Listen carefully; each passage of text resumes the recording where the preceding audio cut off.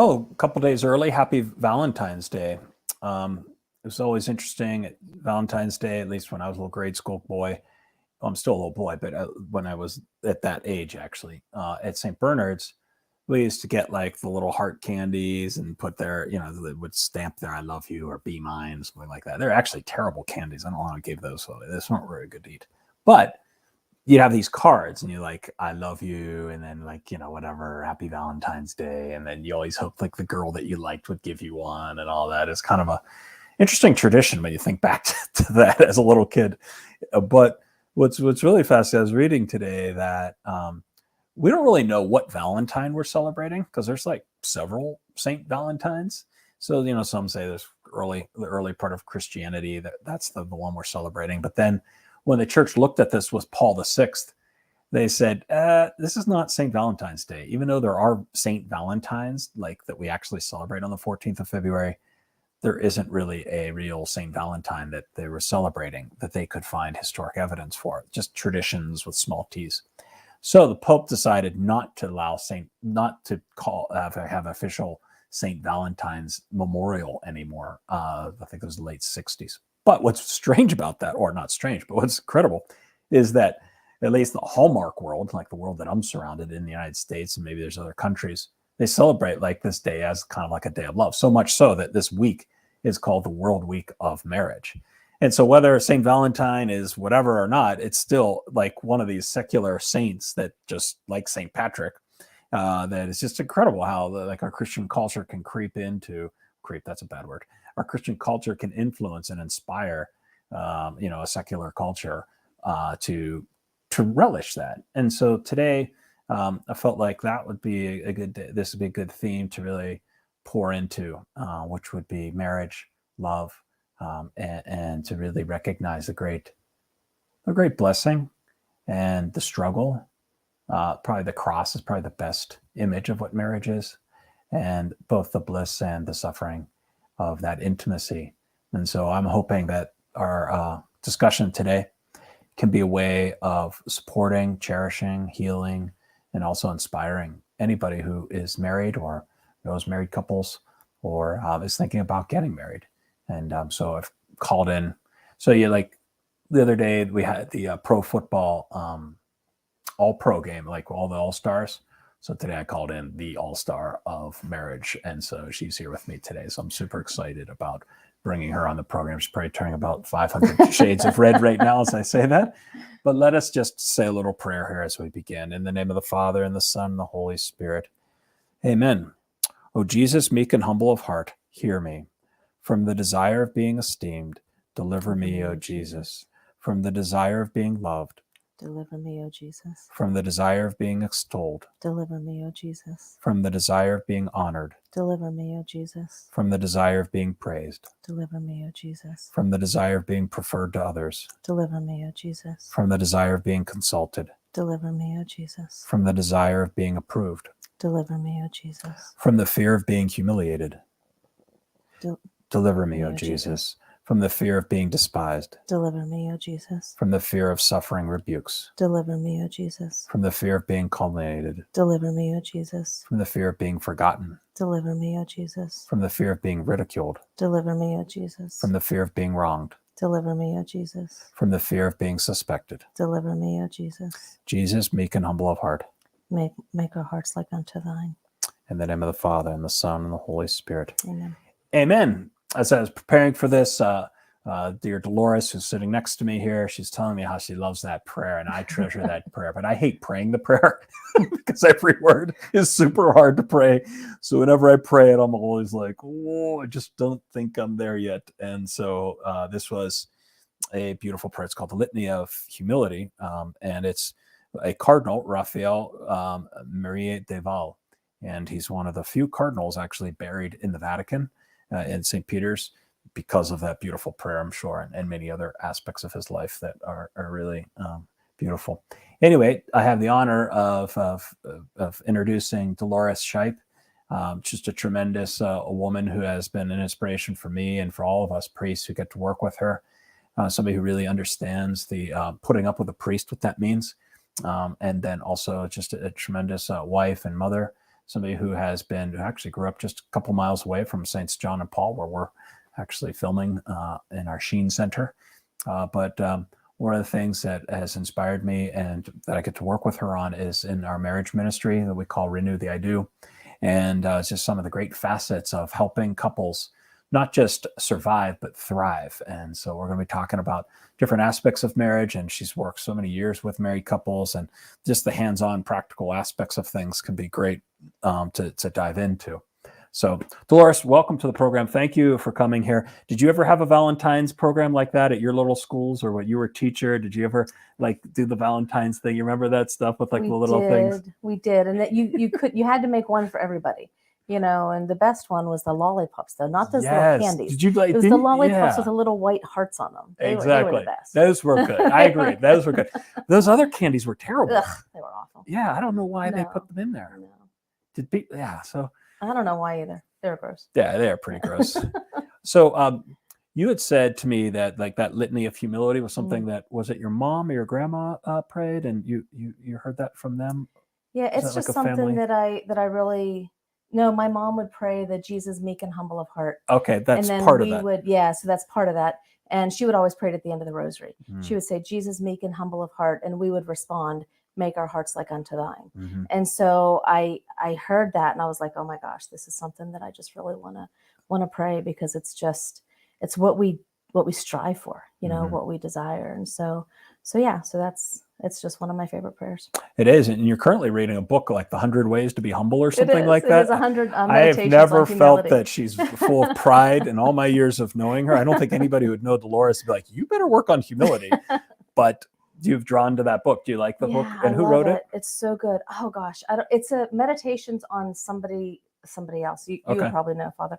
But what it is it's just bringing to the forefront that you have these weaknesses. It's not to dwell on the weaknesses, but to try to better yourself, just try to become more like Christ, and not that you're awful, which we are, right? But not to dwell on that, not to sit with it, but to take it, to understand it, to realize it, to acknowledge it, and try to become better. Yeah. So that's where that's fantastic. Yeah, it's so good. It's really good. So talk a little about your family life. You said that you actually are from kind of this Wexford area, Franklin Park area. I am. And is it true that either your grandfather or a family member actually owned the Franklin Inn, this great Mexican restaurant? If you're ever up in this area, really good guacamole there. I recommend it. Yeah. And I consider myself an expert in this, so I feel like I've actually done podcasts testing guacamole. Nice. Although and my Angie husband won, by the way, just in case you were wondering. My husband will say the Franklin Inn, it's a Mexican restaurant. Was Franklin Mexican? Like where did that come from? But thing is everybody's really Mexican. We just don't realize it. I'm with you. I love it. We get tacos far more often than I probably should admit to you. That's in my house, right? Nothing wrong with that. So I was born in Franklin Park and went to St. Alphonsus my whole life. I was baptized, all of my sacraments there, including getting married there. And now, when you get married at St. Alphonsus, that's a church that has the altar in the middle with the two things. It is. What side do you get married on? Father, the old side. Okay, that's the side. It's the old side. You have to. According to my dad, people you don't care for, like in the back part, that other side? We didn't, but it was a packed house because we both had big families and I was a teacher. So I invited all the kids that I taught over the years. So we had all these little kids there. It was so good. And then we had a little reception for them down at the cafeteria in the school. So they got cake and they got pencils that said Mr. and Mrs. Shipe, and it was so fun. So I'm sorry, can you put the picture back up there? There's a picture, not that one, the other one with her there, that. So you talk a little bit about that? Sure. So first describe it, because there'll be people just hearing it, not seeing it. Okay, so this is a picture of myself and my mom on my wedding day. It looks like there's a Christmas tree in the background. Is that right? So we were married December 28th. We just celebrated our 25th wedding anniversary. Yeah, of course. And so what my mom is wearing, that's the dress that her mother, the bride dress that she wore to my wedding. And my mom just passed in July. And so we were in her house and I was looking for something for her to be buried in. And I came across this dress and I was like, wait a minute, I'm going to take this dress. And my son just got married in November. And I said, I'm going to take this dress and have it made into a dress for me to wear to my son's wedding. No way. So that's what we did.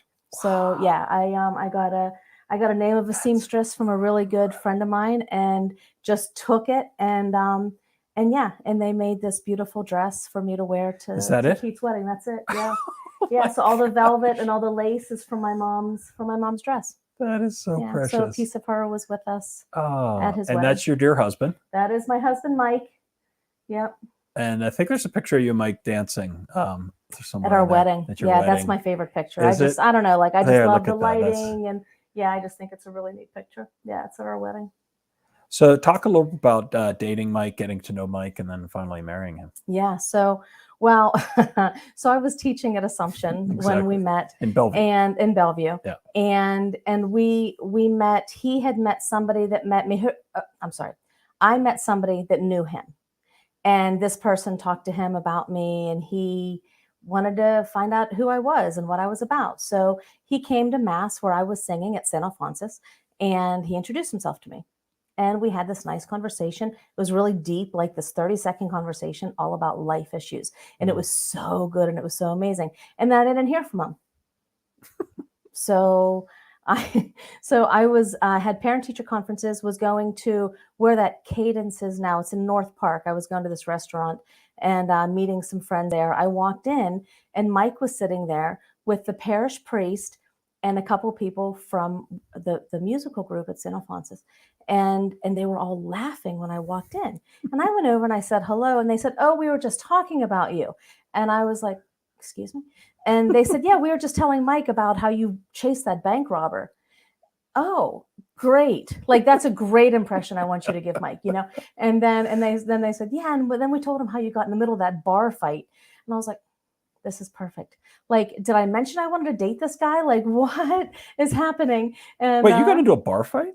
I got in the middle of it. I didn't get into a bar fight, but So I had this beer, and this fight was going on all around me, and I didn't spill the beer. So that was like that's important.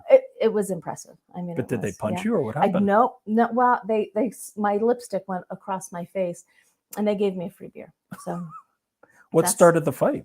I have no idea. Oh, you just were drinking a beer and a bar fight happened. Yep, I just got in the middle of it. Yeah. So, but they told this to Mike. So he's like, yeah, like I totally thought you were a lush who didn't know to not chase a bank robber. Like what, and which is the complete opposite, Did you catch him? So what we did is we got the license plate, and I called the police, and I'm like, he's heading west on 92. We were in Florida. Like he's heading west on 92, and he stabbed someone. So so I helped catch him, I guess. I don't know. Did they catch him? They did. Yeah, they did. Yeah. So Mike had a great first impression. He did. It was so weird. So then a month later, I asked him out, and it was the day before St. Patrick's Day, and like my whole family was there, and all of my coworkers. We went to the Harp and the Fiddle in the Strip District.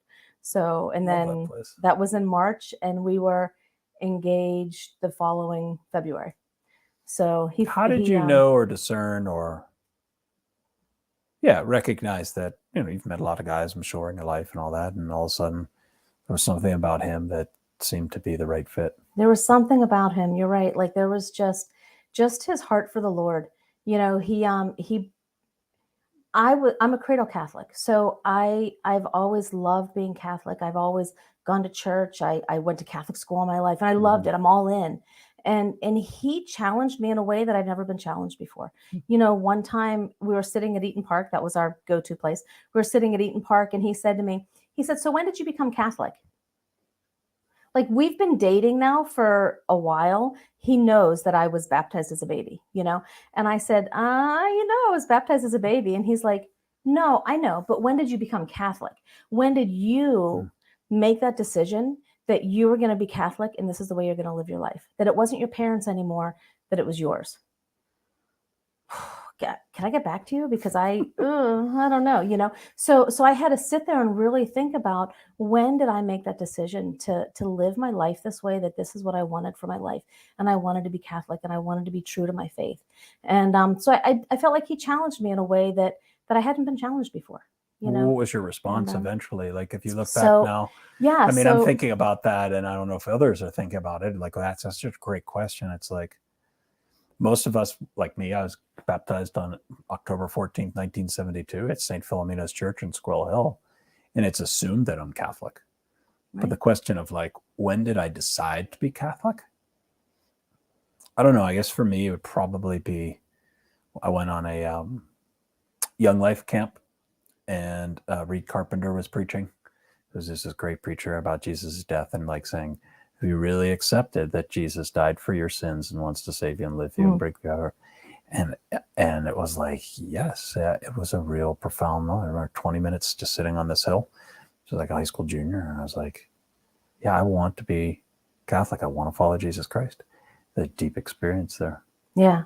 But I didn't, like you're saying, until you asked me that, like it would ask that generically right now. Right. And that would be such a good question for anybody watching this. It's like, if you haven't had that moment yet, yeah, like maybe at the next Mass when you receive communion, or just pray about it, like, why am I Catholic? Like, when did I say I want to be Catholic? Right. When do you own your faith? Right. You know, when is it important to you that you start to live it?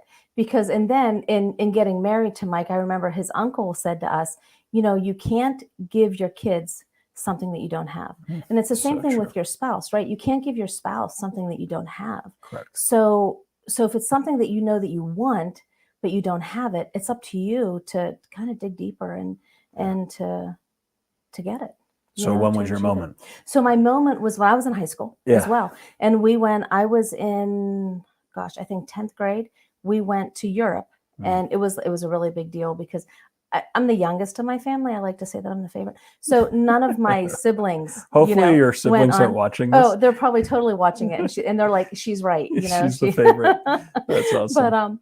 But so I went to Europe, and it was with a Catholic school, and it was a Saturday night.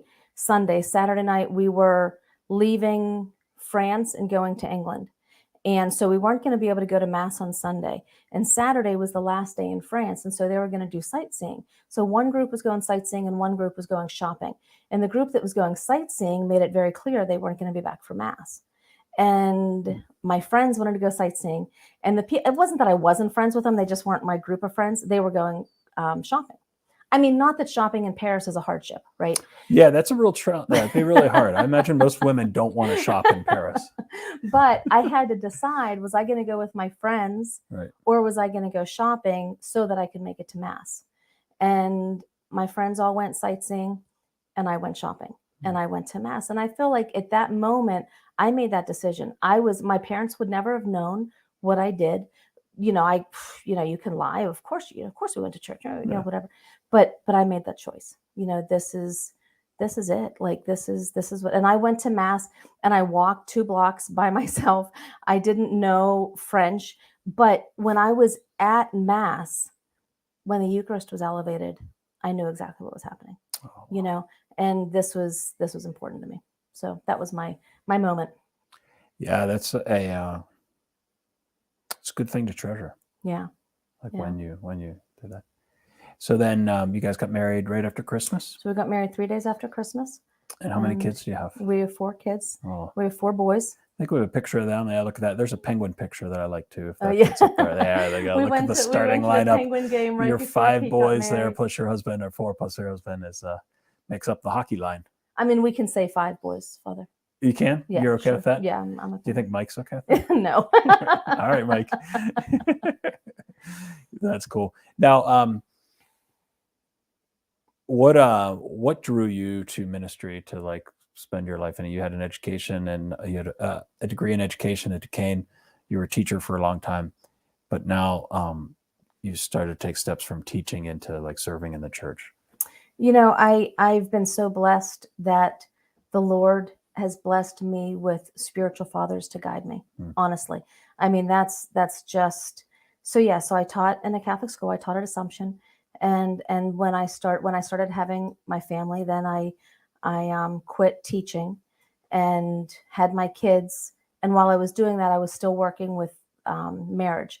So when Mike and I got married, we wanted to serve the church in a way together. So I was teaching little kids. He was teaching middle school and high school. And there was an ad in the Pittsburgh Catholic, and it was looking for teachers in fertility awareness. So that's it. We jumped and we went to this training, and that's what we do together. So we kind of got involved that way after we were first married. I was pregnant with our oldest son, and we got trained in fertility awareness.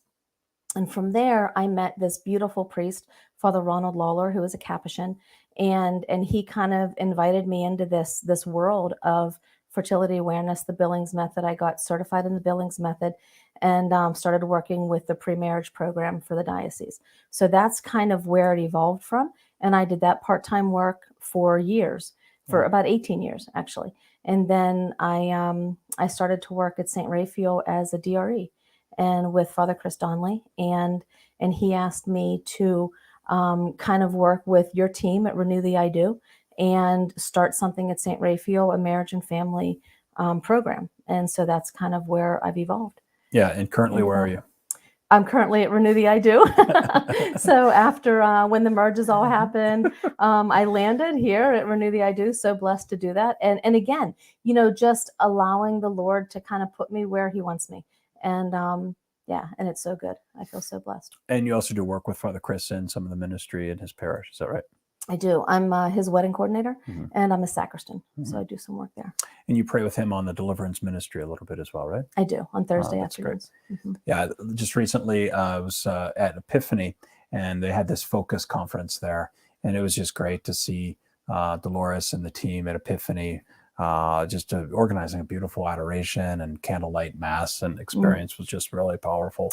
The first and third Saturdays of every month, we do our Return to the Lord, which is a candlelight, adoration, music, confession. Yeah, it's beautiful. And is that at Epiphany or at St. Mary's? It is at Epiphany. Okay.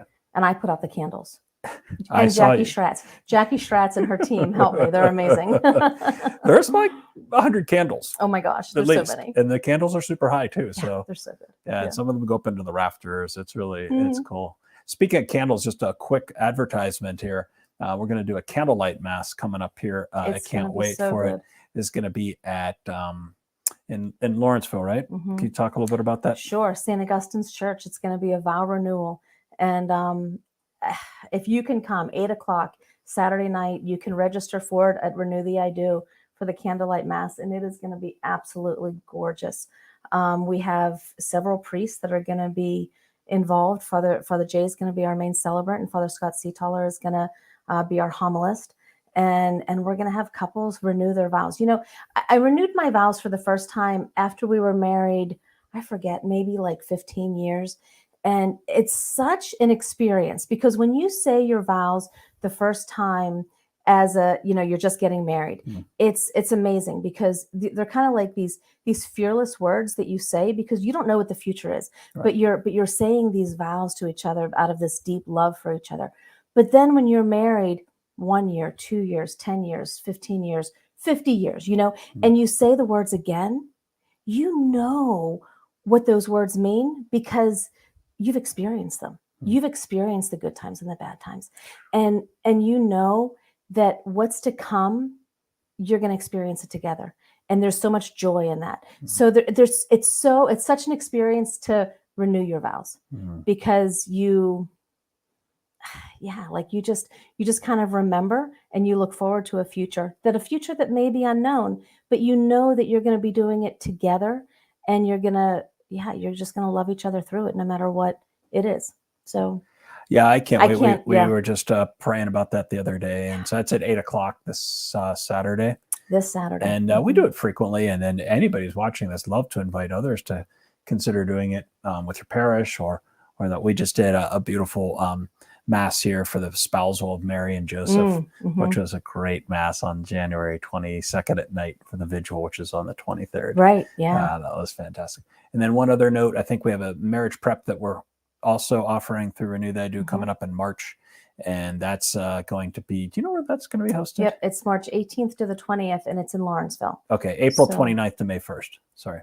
No, March 18th to the 20th is in Lawrenceville. Oh, the Lawrenceville one. Yep. Okay. And then April 29th to May 1st is in Canonsburg. Right. At it's St. Benedict the Abbot. I don't know what the new parish name is. Okay. But that's the site where it's at. So there's some things like that. And you can always check out renewtheido.org or send an email to social media at Renew the I Do. And there's some things there. Right. Let's jump into the marriage theme a bit. Talk a little bit about some of the things you're seeing currently in terms of married couples. I don't want to get into marriage prep just yet. I would prefer to delve into kind of your experiences of some of the challenges and some of the things in a ministry standpoint that we're trying to offer to help married couples now. Mm-hmm.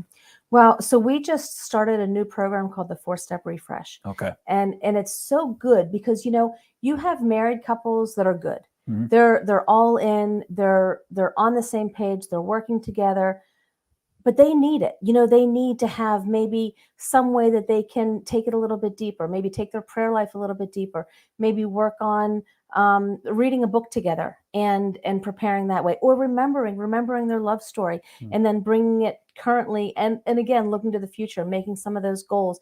And so you could be good, or you could be a married couple there might be some silent suffering going on, and that happens a lot. What's happening now, what I'm seeing a lot is COVID. COVID is bringing a lot of pain to a lot of couples in different ways. This is kind of funny. So in my marriage, right. I always say, like, COVID may not be the thing that helped, is difficult in marriage. Have your husband bring home 6 chickens that need to be incubated in your living room. I mean, that could be a real right challenge, in the middle right? of COVID. Oh my gosh, like, he brings home 6 chickens, and I'm like, this is amazing. But now we have 10 chickens living in our backyard giving us eggs. So it's good. It's all good. But no, COVID, seriously, like, you have so many so you have people staying at home that weren't at home. So now you're kind of like under each other's foot or whatever, or you have adult children moving home, and it's just causing tension. Not that it's awful, not that it's terrible. It's just tense, and you don't know what to do with it. So they need a refresh, or you might be a newly married couple and you feel like you didn't get the greatest marriage prep. A lot of couples don't realize, what is the sacrament of marriage? This is a journey to eternity. Amen. We're helping each other on this path to heaven. And how do we help each other? Sometimes it takes, like, calling each other on the carpet when things are tough. I remember at one point we were going through, it wasn't our marriage per se, but it was external things happening. And maybe there was a little bit of anger in my heart or bitterness in my heart. And my husband said to me, he said, you need to stop. He said, this is hurting you. Yeah. It's hurting us. It's hurting our marriage. And it's hurting you on your path to heaven. He said, you need to let it go. You need to forgive, and you need to move on. But that's his job. Right. His job as my husband is to call me on the carpet when I need to be called on the carpet, and vice versa, in a very gentle and loving and kind way. Like I always say, sarcasm serves no benefit in marriage, right? Wow. Sarcasm really doesn't serve any benefit anywhere, but specifically right. in marriage, like the biting comments. I had a couple that said that, like, all they do is bicker, and that constant bickering gets nasty, and who wants to live with a bickerer? Like, there's no joy in it. No. And so that's what I'm seeing with married couples, and the refresh is really just designed to take them deeper, to take them to a different level, where they realize the love that they're kind of forgetting sometimes, or maybe they're deepening that love that they know and they have and they experience and they recognize.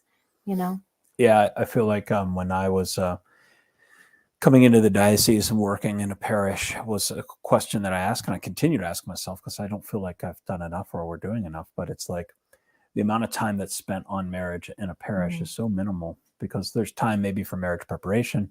We do work with couples that are divorced, so there's an annulment process that you do. But it was a question of how much time is dedicated to the perseverance of married couples, right? Like in my own personal ministry as a priest. And so Renew the I Do was that outlet to be able to say, let's focus on renewing the love of married couples. Right. And one of the ways that we do that at Renew the I Do is date nights. I mean, vow renewal, of course, this Saturday, but date nights, go on a date with your spouse and enjoy yourself, right. and what we always say is, we'll do the work. You just come and have fun, right? You just come and enjoy it.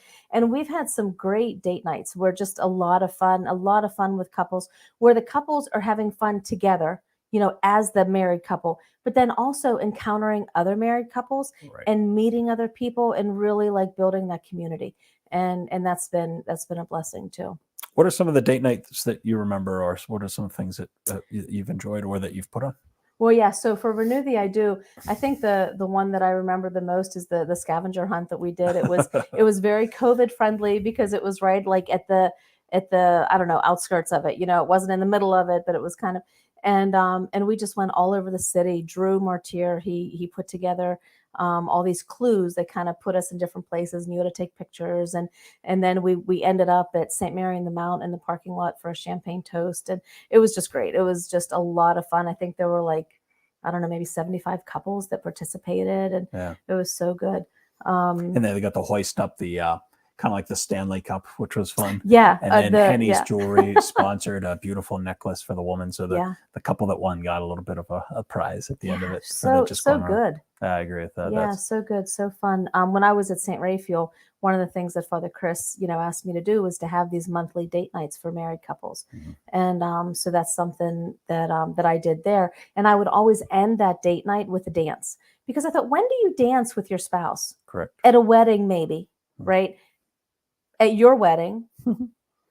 When else? Like, and that's the thing, like there's a connection when you're dancing. It's just, I don't know. I just think it's a beautiful connection. So that's how I would always end the date nights at St. Raphael. So yeah, just a lot of fun. Yeah. Even biologically, that skin to skin touch really communicates warmth, communicates safety, comfort, closeness, connection. Yeah. So by dancing. Right. We need it. Yeah. We need it. And we don't have enough of it because we're so busy.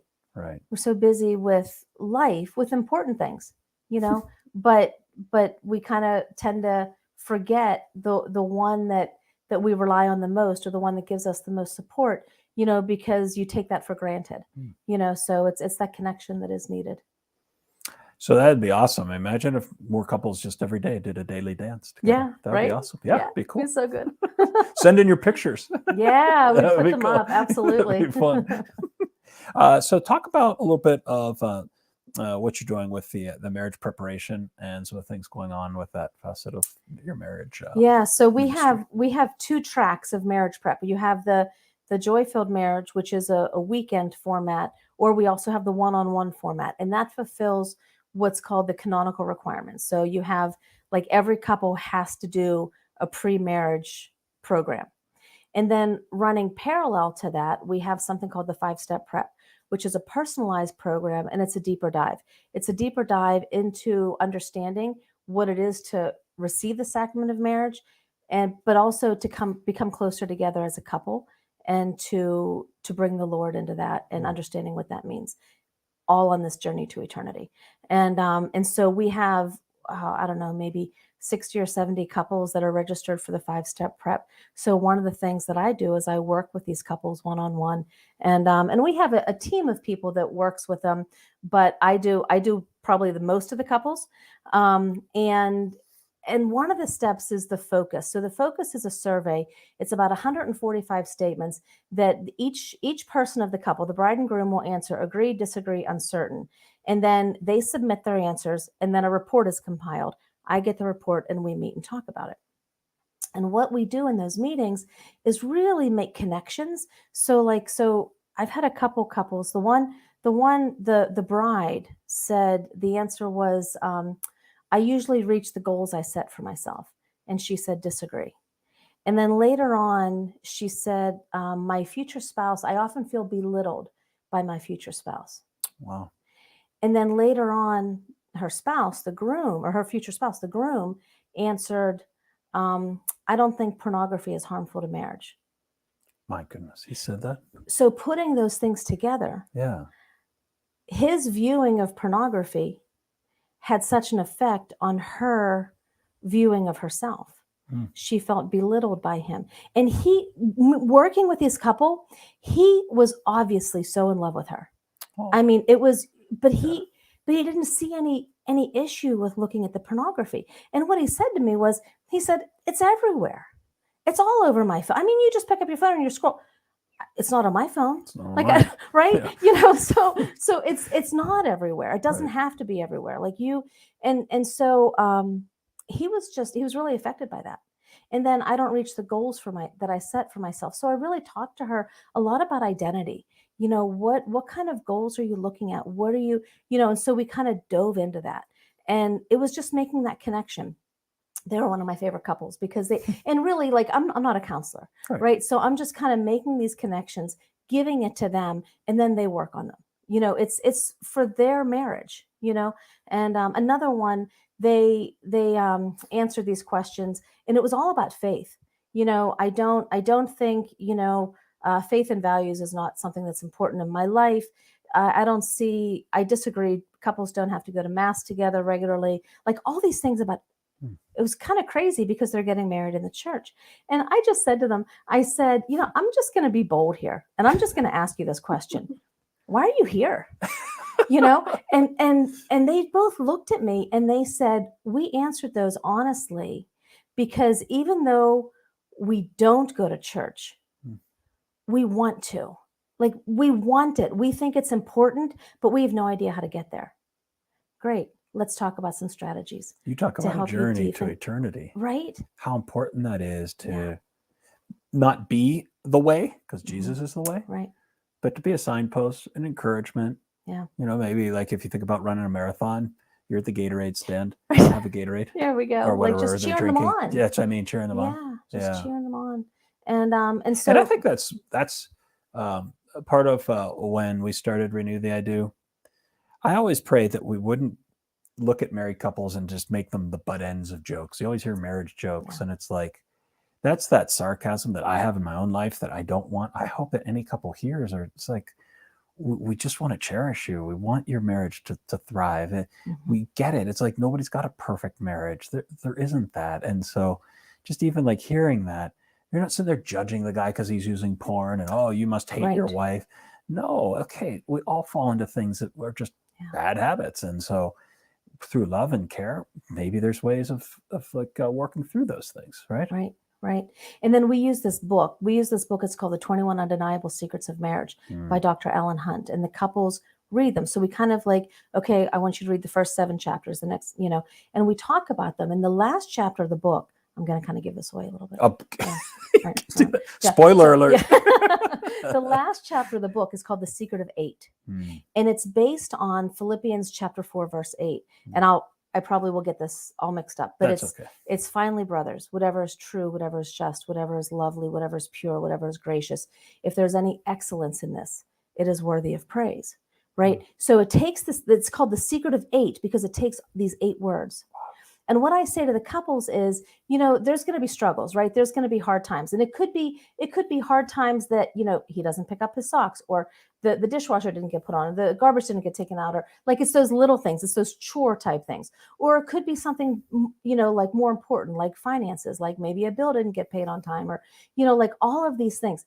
When you approach them from the 8, from the pure, just, lovely, praiseworthy, honoring, then it doesn't change the situation. It doesn't change the bills. It doesn't change the socks. It doesn't change the dishes. But what it changes is you.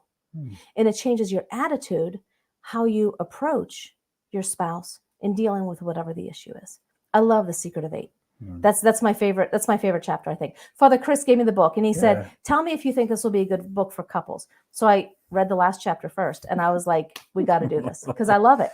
You know, there's that is so 21 cool. secrets. So good. Yeah. And that's a book we give out to everybody who's getting ready for marriage. And even though one of the priests questioned whether couples actually read books today, we make it part of part of the program, right? Yeah. They read 2 books and we talk about it. We kind of dive into it and they read them. Like there's one, it's called The Secret of the Love Bank. I love that because what it is the love bank is deposits and withdrawals, right? The deposits are the positive interactions that you have with your fiance. The withdrawals are the negative. And what the love bank says that you should have far more positive than you do negative. You know, what does your love bank look like? Wow. You know, so that kind of thing. That's a real good it's really good. Right? Yeah. Oh man. Now we offer also So there's a priest or two that helps out, Father Jason, Sharon. He's starting into something new. We also have psychology assistants and medical assistants. Soul therapy. Soul therapy. Talk a little about that. Father Jason is so good. He's just offering any kind of help to couples who are in need of some spiritual direction, and he calls it soul therapy. I love it. It's so, yeah, I mean, he has a number of couples that are coming to him for help and direction. Yeah, Father Jason was on the program a couple months ago. Father Jason Sharon, he is the pastor of a Ukrainian Catholic church in Carnegie. And as I was starting to pray in the summertime, wanting to do more with Renew Thy Do, but knowing that I couldn't. And so I was just like, boy, if we could just have another priest, maybe just kind of really incorporate into this, it'd be great. And so Father Jason calls me and says, hey, I'm looking to do some more. So anyway, it's just God said. But one of my dreams was always to just say, if there's any married couple that just wants a priest to pray with them, maybe listen to them and discern with them, like, what's the charism? What's the gift in the way in which God loves you? By looking maybe even at like the scriptures you used when you were on your wedding day, looking at different ways in which you cherish each other and love each other, or seeing your struggles, and then being able to say, wow, the Holy Spirit is like there praying with that, so that there's a growth in your spiritual life with your spouse. Yeah, Father Jason's amazing. Yeah, he's great at that. So good, yeah. We also have some counselors we're working with as well, right? We do. We have Samaritan Counseling. We refer to, and Ellen Bruff, who is, I think it's still Bruff. She's getting married, so it might not be Bruff anymore. But she's just amazing too. She's actually coming to our meetings, and she's helping us to be able to help others. So she's very, very good. Yeah. Yeah, I appreciate that. Let's transition a little bit to modern fertility care. I think we have a website up there on that. Yeah. This is something. So a lot of marriage preparation. You can go around anywhere in the country or around the city, and it's fantastic. There's some really good examples out there. Some are not. It's a 2-hour program you check off on a Saturday, and you say, oh yeah, you got married. So what was the joke that you said? That it would take more time to get your driver's license than your marriage license. Right. We don't believe in that. Anyway, so transitioning from that to a specific aspect of marriage, and especially an area that today is so at the center of our own hearts and what we've witnessed in the world, of just the influence of pornography, the influence of our culture and sexuality. The confusion is there, the identity. It's on and on and on. You can talk about that. But I think for us, we've really realized that there is a real attack and assault on the woman's body. And it's happened over these last few years, and especially the medical field. And I had Dr. Blaze on here, and he could speak to this as well. And it's like women have a superpower, and they deserve to be freed in understanding that, embracing that, and cherishing it, and also having to every day discover, well, what is it that this is? How is this affecting me? Like, how is my body talking to me? Right. And I feel like modern fertility care is a way to speak to that and offer a resource and a help, and especially for women who are struggling with different aspects of what's going on inside of them. So could you speak a little bit to modern fertility care, give a little background to that and what we're doing in that area? Modern fertility care is amazing.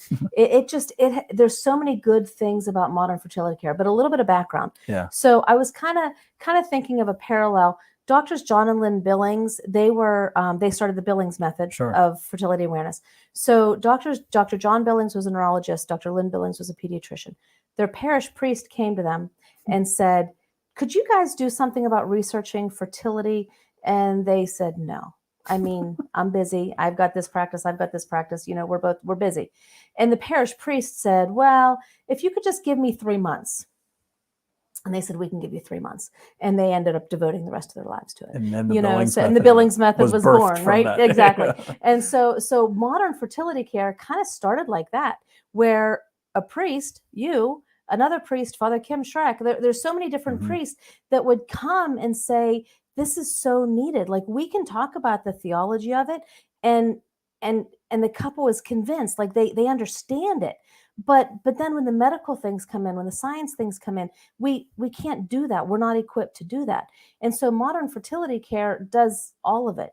You know, you have the theology. We have these good and holy priests that are teaching it. And then, but what does it look like practically? Here we are in 2022. Is it practical to tell a couple not to use contraception in their marriage and to use something called modern fertility? Yes, it is. Not only is it practical, but it's good for your marriage. 95% of couples that use modern fertility in their marriage have successful marriages. It's a less than 5% divorce rate. I mean, it's worth it. It's worth, especially to the background of about half marriages divorce. Right. So we're already saying, it's like going out today, there's snow and cold and sun. It's like, okay, go out there just in your bathing suit. It's going to be cold. Right. So the culture for love to thrive in today is freezing. And so we need to know, what is it that I need to do to warm my heart in order to not freeze and lose that whole embrace of love. Right. So then the question is, okay, so I don't use a condom, I don't take a pill, and I'm going to have a good marriage. Is that what you're saying? Yes, actually, yes. But that's not all there is to it, right? What it is that you build this life together, and it's this openness to life. And you're communicating, you're talking to your spouse about your family, but then also part of that communication is your body. Right? The way we're designed, and I just like to kind of call it body language. The way we're designed is to learn the language of our bodies. And your fertility is a language of your body. It's kind of like every other part of your body that you don't even think about. Your heart is beating, but you don't tell your heart to beat, right? But it's this language of your body. And when something is going wrong with your heart beating, like if it's beating too fast, then you respond to that. That's your body telling you something might be wrong. You respond to that and you call your doctor, right? But with fertility, there's the same thing. It's the language of your body. The way God designed us is to be able to read, to really read those observable signs that is given through our fertility. And that's what we teach. We teach women how to read those signs and to understand what it means to ovulate, understand what it means to have a peak day, understand what it means, like if you're fertile and you don't want to get pregnant, this is not the time to have intercourse. Right. If you're fertile and you want to get pregnant, here it is. You want to have intercourse on these days to make it the optimum time for pregnancy. And so, but it's not only for that. It's for young girls, as they're starting out, getting their cycles, learning how to read that language, learning how to understand that language, so that if there's an issue, if there's a problem, they can take that information to their doctor. Like you said, it's empowering. Like, this is a superpower that you have, but to know your body, then you can run with it. Yeah, what gets me so fired up for this theme is that so many girls live as if what's going on inside of them is the problem.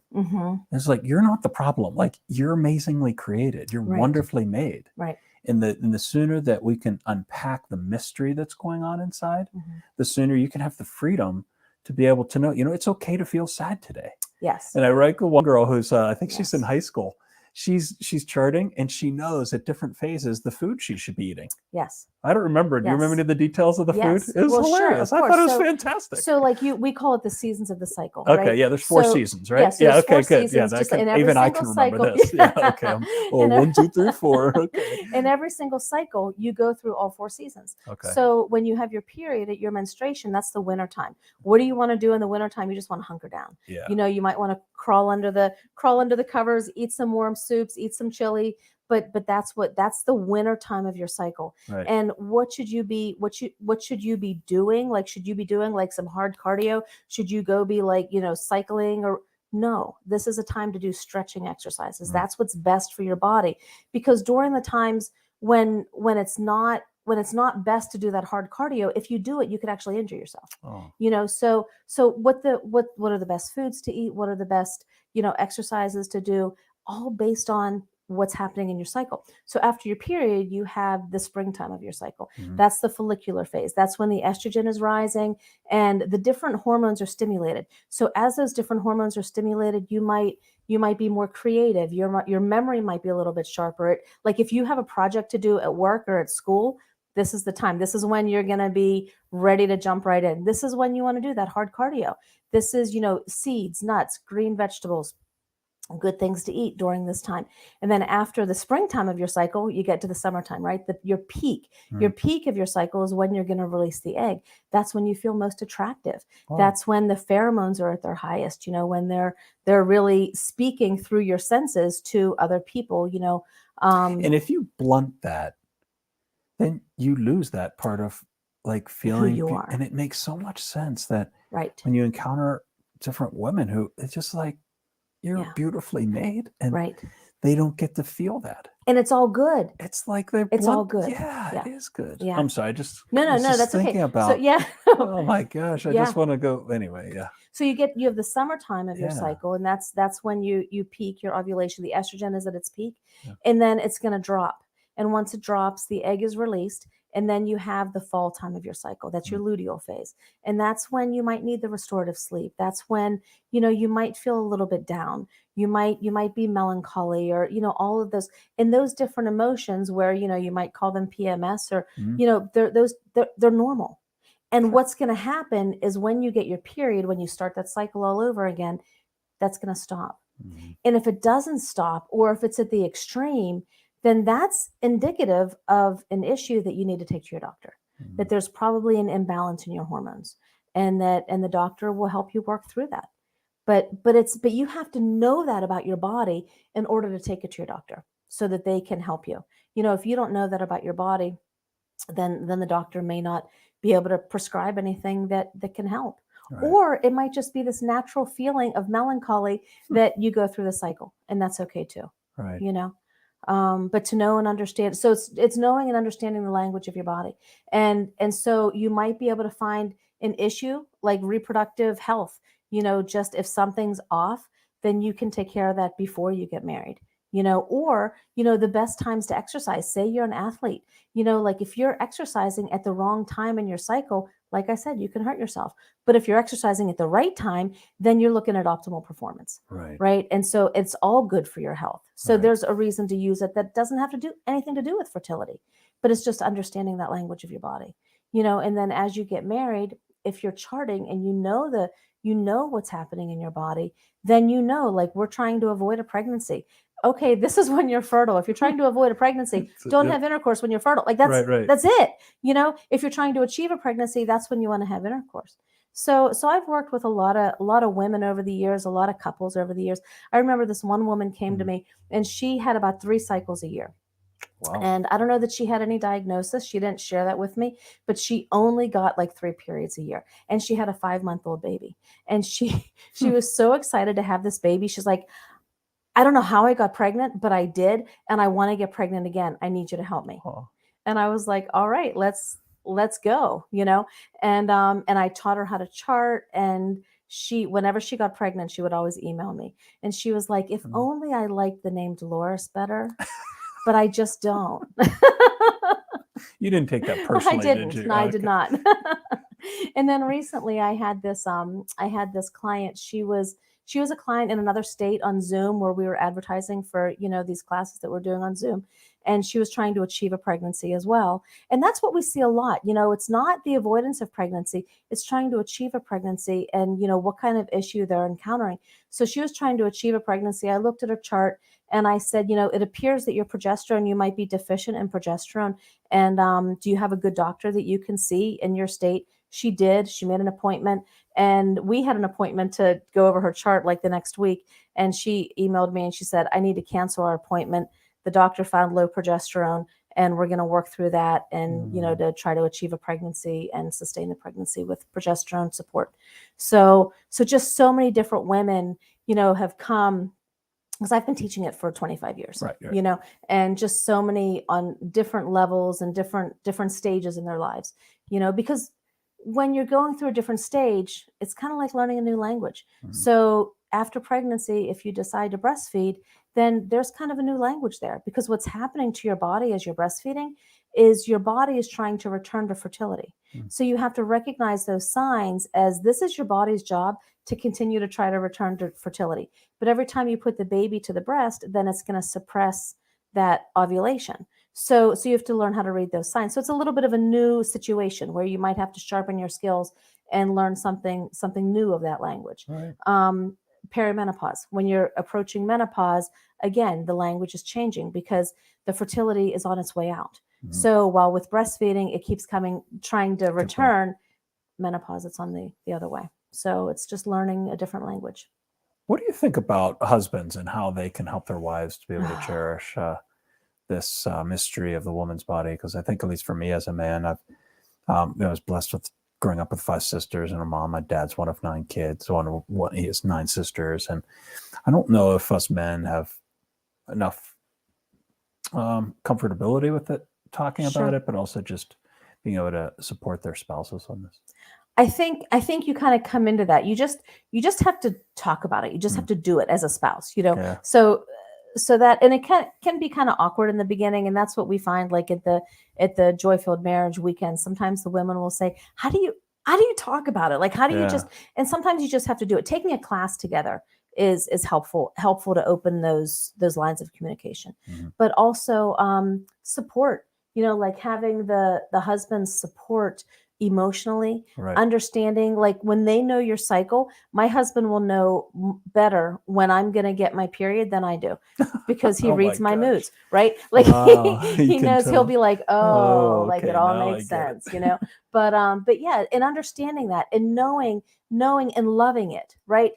Our husbands love us, and they know us, they know our they know our bodies just like we do, and they work with it. So it's kind of like they have that advantage, when they understand that. And there's a lot of resource available too, like with our website, with some of the doctors, with you and other people, so that if couples would like to be able to talk through this, there's ways of doing that. Right.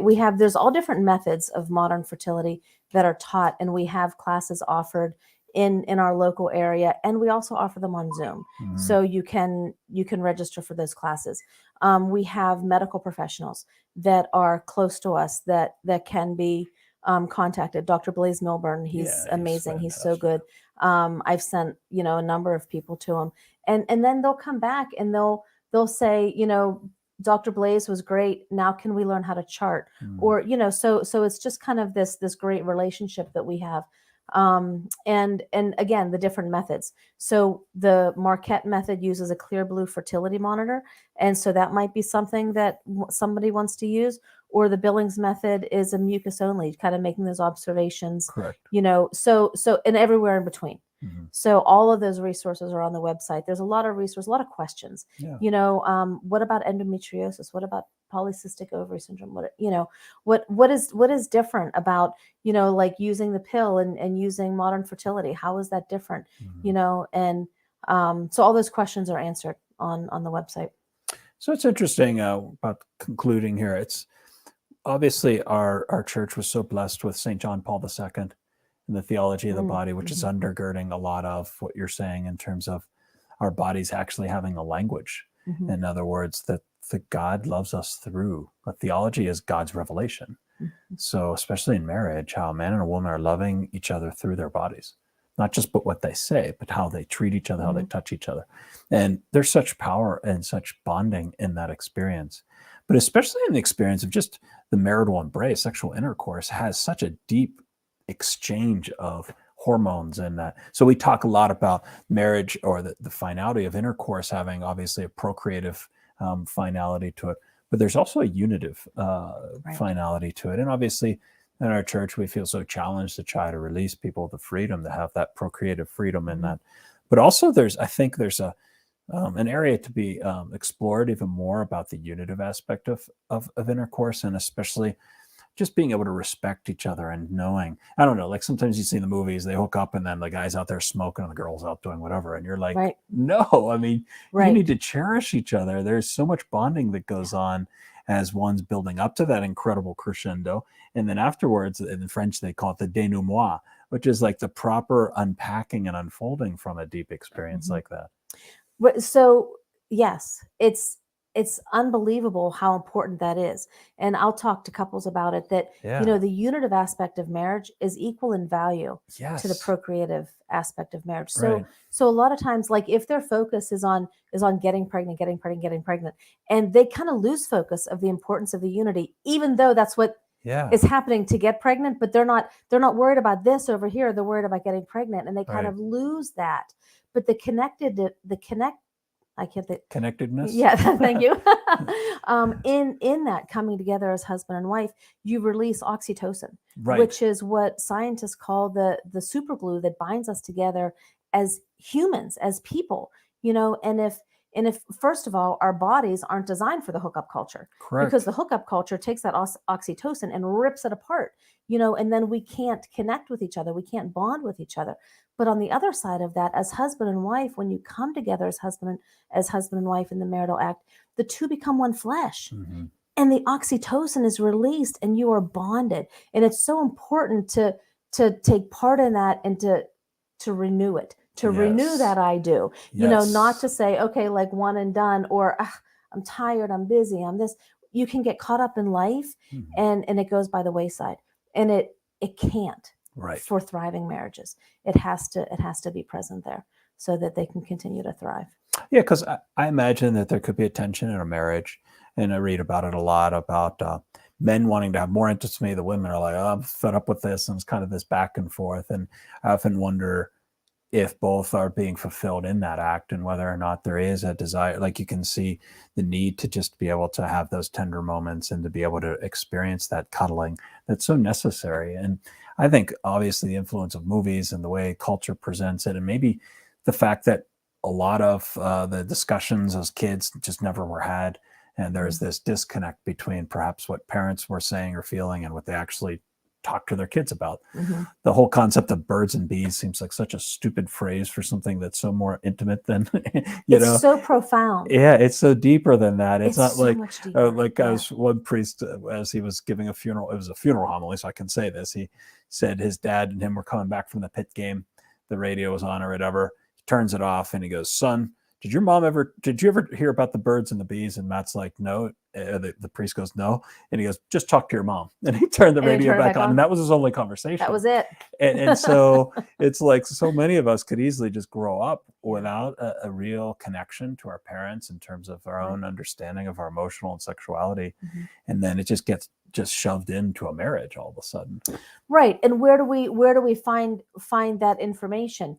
Hollywood. Yeah. Hallmark. Right. Right. Or worse, like internet porn sites. Well, exactly. Sorry. Exactly. Like this is normal. This is normalcy. And it's not. So then, like, in talking to couples, like, this is a journey to eternity. And when you engage in that marital embrace, Christ is right at the center. Amen. Like, he's right at the center. And sometimes they kind of balk at you and they're, whoa, wait a minute. What? Yeah, exactly. And my husband will say, your marriage bed is an altar, because this is where the sacrament is being celebrated, and that's not something that people think about. And it's so beautiful. That's true. I mean, Augustine said that. St. Augustine talked about the cross being the marriage bed for Christ and the church. So your husband is smarter than he thinks. Right. Exactly. I could spend all day speaking about this, but we won't do that. I just want to put a little note out there. Next week, February 17th, Greg Botero's coming on the program. He started a Catholic psychological movement and a group called Catholic Psych, and wrote a great book called Catholic Mindfulness. And so he is a tremendous psychologist and therapist. And I think, at least growing up, and there's still kind of that stigma out there that we've been trying to address and Renew That Do, that getting a therapist, working with a psychologist is not like a bad thing. It doesn't mean like you're a crazy person, or like, it's like if your knee's broken, you go to a doctor that'll help you with that, a hip issue, or an eye doctor. So some of us, just in our relationships or just our own feelings and emotions and anxieties. And as you're saying right now with COVID, my goodness, there's so many things that are repressing us that psychologically are creating a lot of unmet desires. And it's when the unmet desires don't get addressed that a lot of these psychological things can bubble up. And it's nice to have somebody be able to look in objectively into your heart, into your mind, and into your feelings to see how that can be mended. Anyway, so Dr. Greg Botero is going to be joining us next week, February 17th at 2 p.m. Before we go, is there anything that you feel like you want to say in terms of your experience with marriage, or somebody's out there just tuning in? Is there anything else with the vast experience that you've had to maybe speak into before we conclude? Yeah, just to encourage couples to really be open. I think that's the biggest thing, just being open to something new, something different, and take that step, and maybe contact us about 4-step refresh, or or buy a book. Look at the 21 Undeniable Secrets of Marriage, or just something to connect with your spouse if you find that there's a disconnect. Or maybe, pray together. Go to Adoration. Like that's something that you can also do together as a married couple that just takes you deeper, takes you closer together, but also closer to the Lord. Yeah, I would say hold hands. Yeah. I love never forget my grandparents' 65th wedding anniversary. They got married similar to you on the 26th of December, right after Christmas. And I have it as my screensaver. Their 65th wedding anniversary. They're holding hands, looking out together. And I'm just like, that is such a great image, to hold hands. And I love it too. I love when I see couples holding hands. It's like, I agree. Don't get too old to hold hands. And when I saw my grandparents do that, I'm like, yes, just the simple holding of hands can be such a powerful. One of my last memories of my parents, my dad died when I was 18, but we had gone to Disney World that summer before he died. And I will tell you that all day they held hands at Disney. It was just beautiful. Thank you again. Wishing everybody a happy Valentine's Day. And with that, I just give my blessing. The Lord be with you and with your spirit. May Almighty God bless all those listeners, especially those marriages, that they may renew their I do in the heart of Christ and the heart of their love for each other, and that they can always know that they're not alone in this great desire to live a healthy, happy, holy marriage. And I ask for the blessing of Almighty God, the mantle of Mary, and the truth of St. Joseph to be with all of you. In the name of the Father, the Son, and the Holy Spirit. Amen.